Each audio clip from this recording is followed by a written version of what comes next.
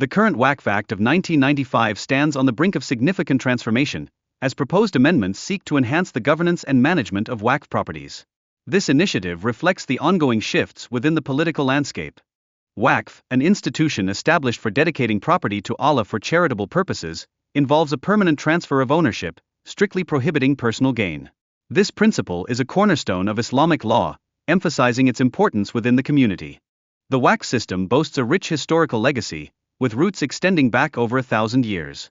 It encompasses various categories, including public, quasi-public, and private Waqf, each serving distinct charitable functions that contribute to societal welfare.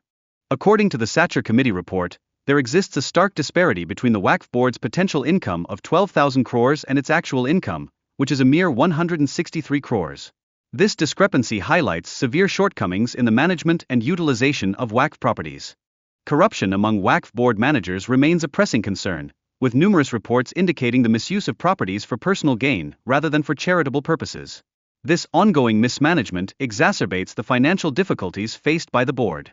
Additionally, encroachment on Waqf properties by private entities and government agencies poses significant challenges to revenue generation. The inability to reclaim these lands severely restricts the board's capacity to fulfill its charitable objectives.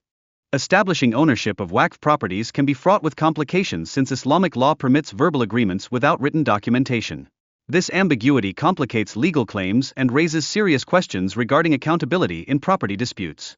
The Waqf board operates under government oversight, with members appointed by the state, which contradicts the notion of its independent functioning.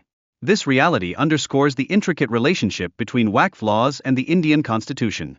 Recent amendments to the Waqf Act seek to rectify representation issues by mandating the inclusion of women and non-Muslims in the Central Waqf Council, thereby promoting a more inclusive structure within the board.